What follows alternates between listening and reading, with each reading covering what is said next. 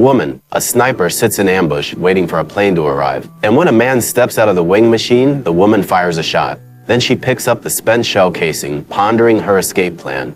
Elsewhere, a man wakes up from a nightmare and drives off into the night, hoping to forget the horrific dream. He spends the hours until dawn by the sea, gazing sadly at a happy couple walking their dog. Later, he receives a letter from an unknown sender and sets off to the Marine Corps base. Once on federal property, he proceeds to the office of a woman who calls herself Agent Bartholomew. She knows that Levi comes from a military family and that he himself is an elite sniper with 113 particularly difficult kills to his name.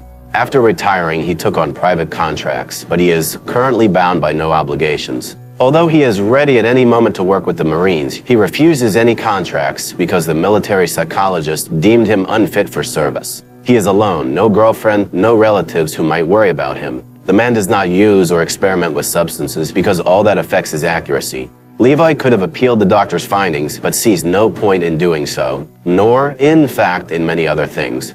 Meanwhile, at the cemetery of a small Lithuanian village, a man is playing Bach on the accordion when his daughter approaches. She is the sniper we've already seen, named Drasa. Today is the memorial day for their mother and wife, and they always try to meet at her grave. The father has heard that Drasa took a contract to eliminate a Belarusian oligarch, and the daughter admits it was a hard job because the man she killed had 4 children. But her father reminds her that the oligarch had been selling phosphorus bombs and anti-personnel mines. You can't possibly count the number of children who lost their health or even their lives because of that man. Drasa hands her father a shell casing, which he places in a wallet with several others, convinced that his daughter is doing the right thing. He asks Drasa to stay with him for a couple of weeks, but she has already received orders to report to Moscow tomorrow. Her father doesn't like it. After all, she's Lithuanian and doesn't have to obey.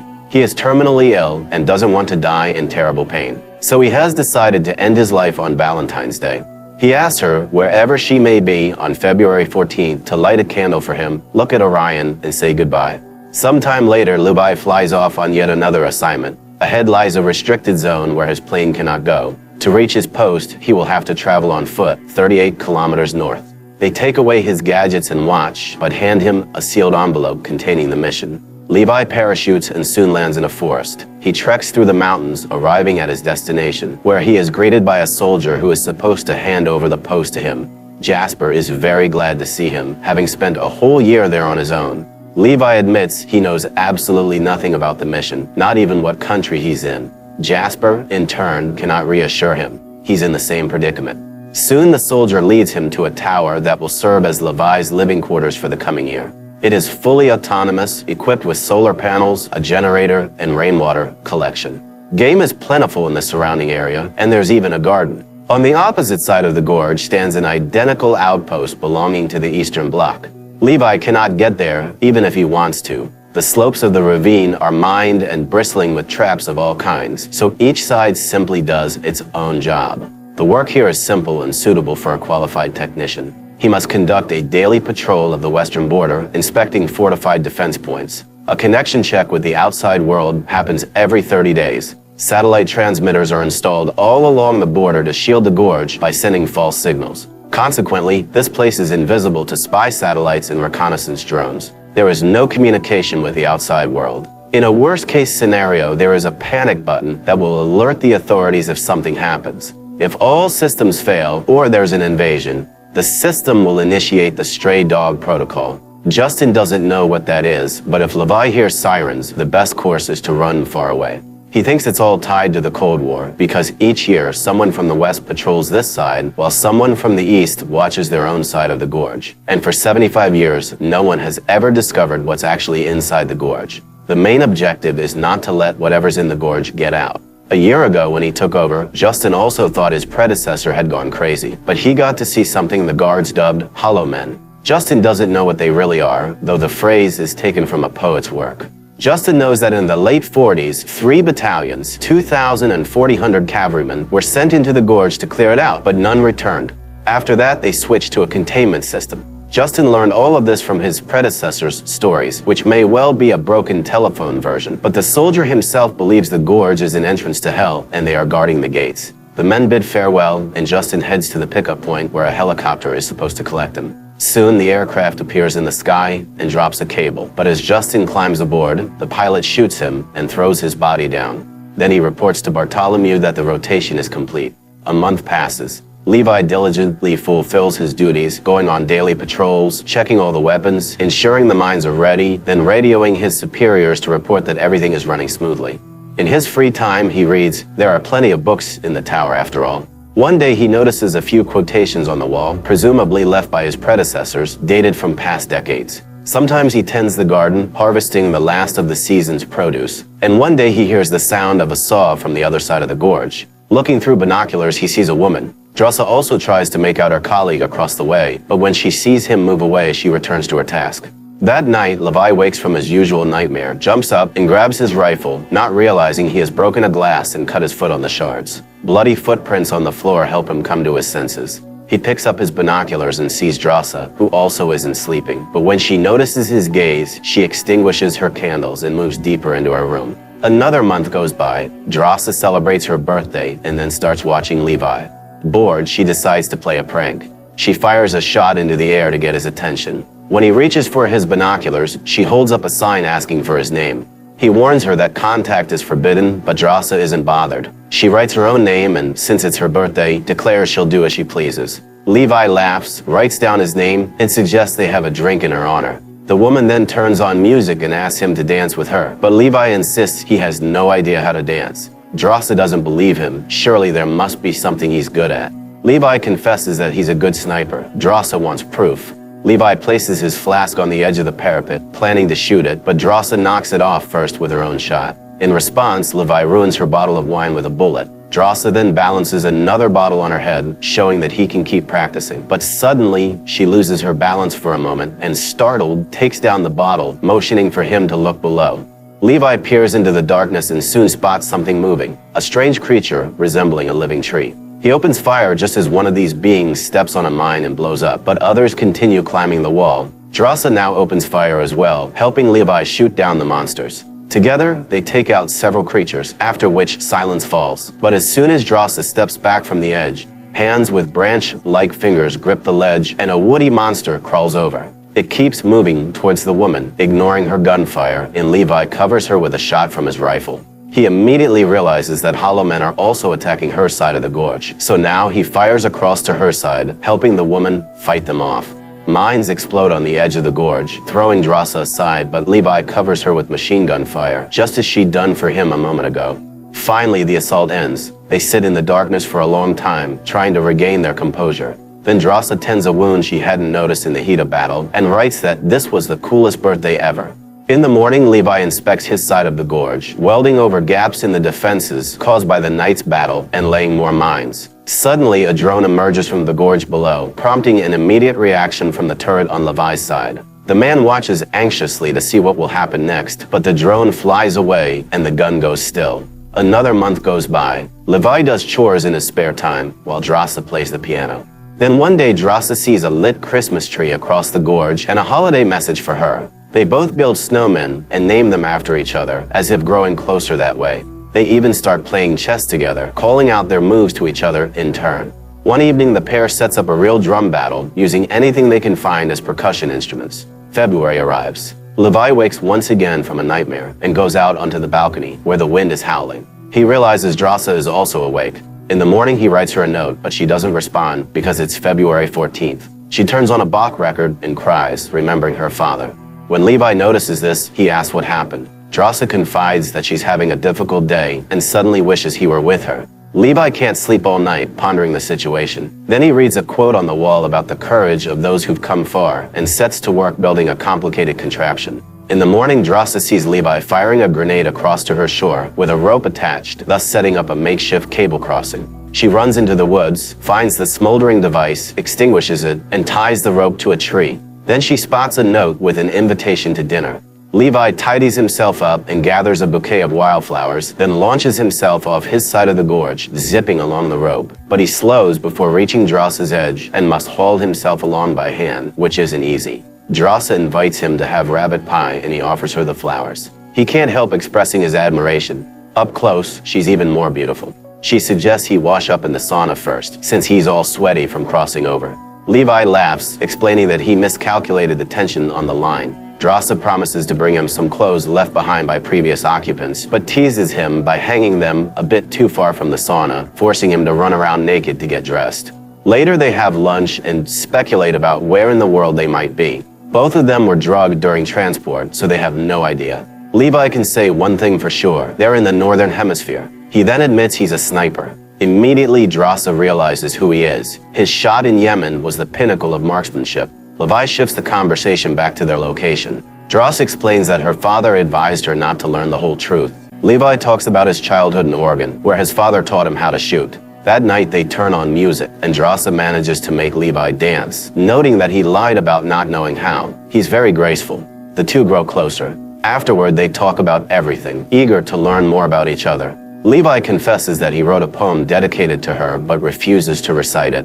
In the morning, Levi says goodbye to Drossa, admitting that her pie was simply divine, then heads back across the gorge. But as he nears his side, a mine goes off, the rope snaps, and he plummets into the gorge. Drossa immediately grabs her weapon and a parachute and jumps after him. But dense fog hides a raging river below, and she plunges into it, quickly sinking. She barely manages to cut herself free from the parachute lines, losing her gear, and struggles to survive by clinging to a fallen tree. Meanwhile, Levi hangs unconscious upside down in one of the gorge's enormous trees, unaware that its branches are coming to life, turning into a strange insect-like creature that's about to devour him. Fortunately, he revives and manages to shoot the monster. Drossa hears the shot and hurries toward the sound, while Levi falls from the tree. Hitting the roots, he realizes they are awakening and trying to pull him underground, apparently intending to feast on him. A gigantic maw-like opening is about to close over him when Drossa arrives and opens fire, causing the roots to retreat. Levi thanks her for coming to his rescue, but she's sure he would have done the same for her. They wander through the foggy forest, discussing how to get out of there, when suddenly a horse made of tangled roots charges at them. Riding it is a strange plant-like humanoid. The figure dodges their bullets and then attacks Drossa, while Levi fights off the horse. The pair barely manages to defeat these bizarre creatures. Levi speculates that living humans serve as food for these plant monsters. Then Drossa realizes she lost their rope in the river, and now it's unclear how they can climb back up. She suggests following the river, hoping there's an exit somewhere. Levi points out the remnants of a uniform on the fallen rider. It's all post-war attire from the 1940s. These must be the remains of those cavalrymen who vanished. They set off, marveling at the strange, terrifying tangles of trees and shrubs that clearly incorporate human shapes. Before long, they come upon partially demolished structures, apparently damaged by seismic activity. They enter a building that looks like a church and go inside. The pews are still there, and here and there they see human remains on them. Levi detects a familiar odor and deduces these people died from cyanide poisoning. But how could that have happened? Drossa begs him to leave as soon as possible when suddenly huge spiders drop down on them from above. They shoot their way out and sprint for the door just as the mummified corpses on the pews start to move. Drossa fires a grenade launcher at the church wall. It catches fire and they manage to escape this nightmare. They try to hide, but it's impossible. Monsters are everywhere. Drossa suggests they stick close to the gorge wall, where at least no one can attack from behind. They run there and find an entrance to a more or less intact hangar where they can barricade themselves and get a little rest. Soon they realize this is a base built into the rock of the gorge. They discover an old laboratory full of chemicals and compounds. Searching it, Levi finds a reel of film in a generator that still works, despite all the years. Lights come on, Levi finds a projector, and they watch a film in which a lab worker describes a secret coalition of Eastern and Western nations. Near the end of World War II, while Oppenheimer was creating the nuclear bomb, they were developing a chemical warhead of unprecedented destructive power in this lab. Suddenly, a severe earthquake struck the gorge, destroying the lab. The resulting biochemical contamination fused human DNA with plants, animals, and even insects, turning people into monsters. However, some individuals turned out to be more resilient to the infection. If no mutation shows up within 5 days, a person is immune. The woman on the film shows frightening changes on her body, while Drossa notices a sealed ampule containing some solution. Meanwhile, the scientist continues, saying humanity might be spared only because the gorge is in an impassable region. She begs forgiveness and hopes God will have mercy on them. The film ends. The pair moves on and soon finds a room with modern equipment that clearly didn't exist in the mid-20th century, so the lab must have operated until recently. But why not simply bomb it to eradicate the threat to humanity?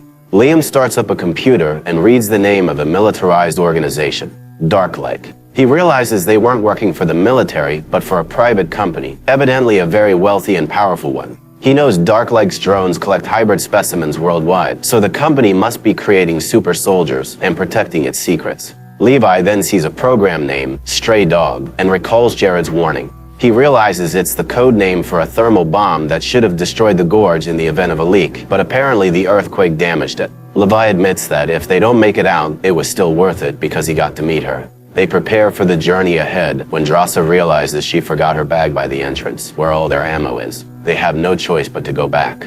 Tossing a smoke grenade for cover, they head outside. Drossa retrieves the bag, but out of the haze a long root lashes out, grabbing her leg and dragging her away at high speed. It whips past Levi. Some root rider on horseback has seized the woman, carrying her off into the darkness. She tries to cut the root away, but she's slammed into something and loses consciousness. Levi goes after her and soon finds a ruined missile silo. Drossa comes to her senses to find herself hung up in a room with a hollow man peering at her, evidently deciding where to start eating. She manages to free herself and fight back, but the monster is very strong. Drossa sets it on fire with a log from the fire, but it nearly overpowers her. Then Levi appears, saving her. He examines the hollow man and realizes it's the remains of one of his predecessors, the very officer who had named the creatures hollow men. They leave and soon discover damaged rockets and a crowd of mutated humans, their fusion with plants turning the space into a web-like nightmare. Drossa and Levi pick their way past, but one plant human grabs Drossa and Levi struggles to free her. They flee, shooting at the living tendrils until Drossa fires a grenade, setting the half-plants ablaze so they can escape. Before long, they find a still functional jeep fitted with a powerful winch and drive it to the cliff face. While Drossa fights off hollow men, Levi uses the winch to fling the cable up top, and the vehicle starts pulling them upward, but the monsters won't quit. The entire way up, they have to fight hollow men, nearly falling into the abyss. When they're just a few meters from the top, Levi almost slips but manages to grab hold of the frame. He punctures the gas tank so fuel drenches the creatures still clinging to the rope. Levi ignites the fuel and the jeep plunges down, knocking the hollow men loose, while Levi and Drossa dangle off the cliff, then cut the rope. They manage to reach Drossa's tower. After taking a moment to compose themselves, they consider what to do next. If they're infected, there's only one choice, go back down, but they need to wait 5 days first to see if symptoms appear. Levi confesses that he was sent here because he has no one, so no one would look for him. But now everything has changed. Drossa suggests fleeing to France, but Levi believes they must destroy the Gorge first. He crosses back over and radios his superiors, reporting that everything is normal. However, the Deadliest drones have detected activity from the Eastern Observer, so Bartholomew orders Levi's elimination. He has no idea she's watching him on a secret video feed and is fully informed of his journey below. She orders a helicopter to be prepared. The next morning, Levi and Drossa make their usual rounds when a helicopter appears. They hide in the forest, but drones find them. The two try to break out of the kill zone of the Gorge's missiles, but the drones open fire, wounding Levi. Drossa manages to shoot down the metal hunters. Finally, they exit the danger area, while Bartholomew sees the Buddha quote Levi has left on the wall and realizes it's time to flee. But Levi and Drossa open fire, triggering a chain reaction of explosions that expose the Gorge to spy satellites. Then the stray dog protocol kicks in. The helicopter takes off but is caught in the blast. Levi is also knocked into the river by the shockwave and disappears into the current. Drossa waits 6 days for him in a nearby cave, then leaves. Sometime later, she settles in France and finally opens his last letter, which contains the poem he wrote for her. She cries, remembering Liam. She begins working in a cafe, and one day she suddenly sees Liam at a table. Drossa holds back from running straight into his arms and simply asks why he's been gone so long. Liam admits he was badly injured. Now, though, he's ready to work in her kitchen. They kiss. The film aspires to be an intellectual horror, a romantic melodrama, an action blockbuster, and a sci-fi horror all at once, but in the end, never decides on which cliff's edge to call home.